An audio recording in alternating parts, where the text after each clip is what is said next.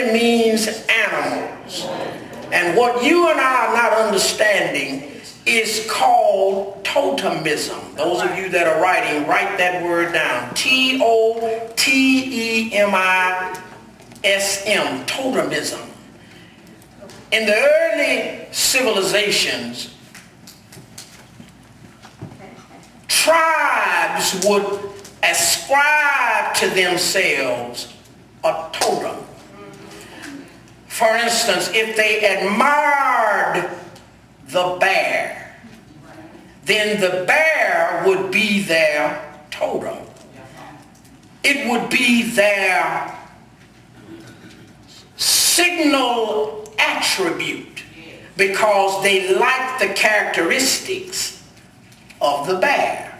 What they like is the bear's strength, the bear's ferocity, the bear's size, the bear's fearlessness, and they would claim those attributes for themselves.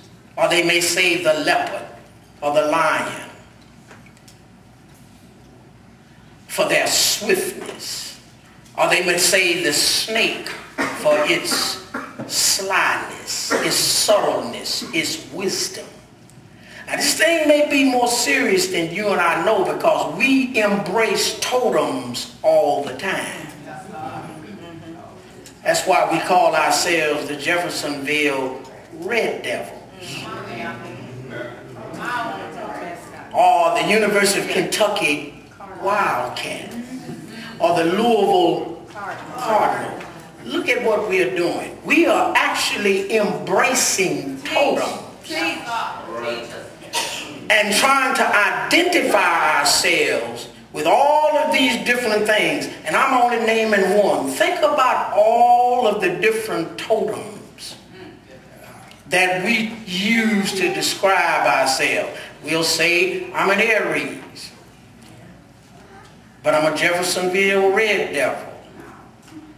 But I'm a Delta, or I'm an Omega. I'm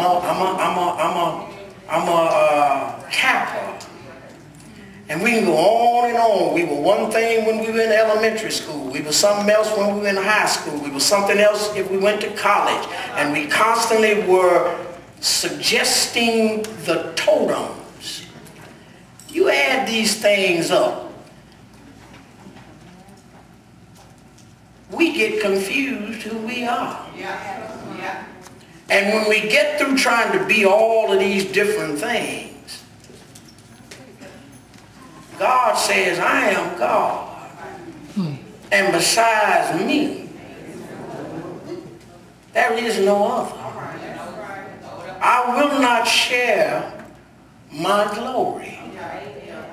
Just think about all of the things that we designate ourselves as. These are the practices that are just enough to cut off the communication line between us and God.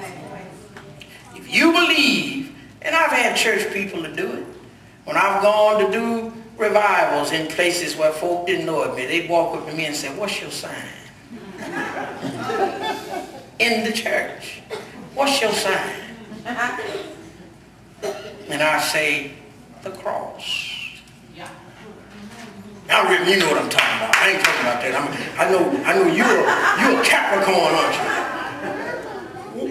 What is that? What is the point of that? Or somebody may say, when they find out when you were born, I knew you were a Pisces because you mean. What is that? Everybody I know in any sign got some meanness.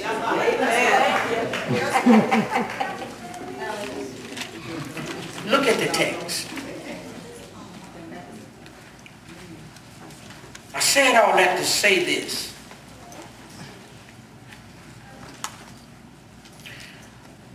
When we practice these things,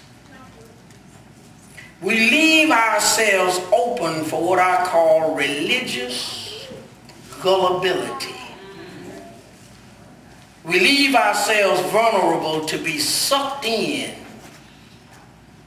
by religious charlatans.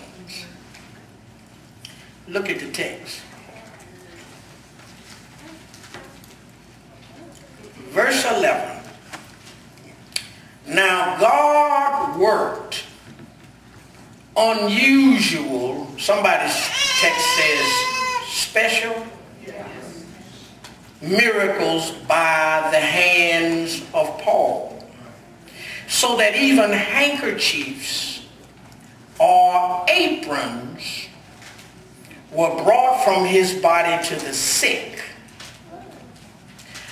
I want you to know handkerchiefs there. Somebody may say napkins. What it really was a sweat rag. It was, y'all see what the tennis players and some athletes wear, that band around their head? It wasn't that fancy looking elastic thing that we see today, but the idea was the same. It was a rag that caught sweat from the brow from somebody working. Handkerchiefs or aprons. It was a dirty apron that Paul put on himself around his waist because he was a tent maker. So sweat rags and dirty aprons was what Paul was able to take off of his body and send it to the sick. And the text says the diseases left them. Whatever it was, if it was the mumps, when they put that rag on them, it left. If it was the measles, if it was tuberculosis, whatever the disease was, when they applied this rag, this sweat rag, or this dirty apron, the disease left. It's from this passage that the prayer cloth was born. All right. And them prayer cloths ain't got no sweat on it and ain't no dirt on it. They come straight from the manufacturer's iron, pretty, embroidered, and they selling them. And church folk are buying. That's right. The people that use this passage, they walk so tightly on this text until it can be very convincing that the prayer cloth is legitimate. But I want you to look closely. It says, and God worked special. God worked unusual. But listen at the sentence. Not Paul. All right. God worked special miracles by the hands of Paul. So God permitted this special miracle to take place from the sweat rag and the dirty apron that Paul used while he was working.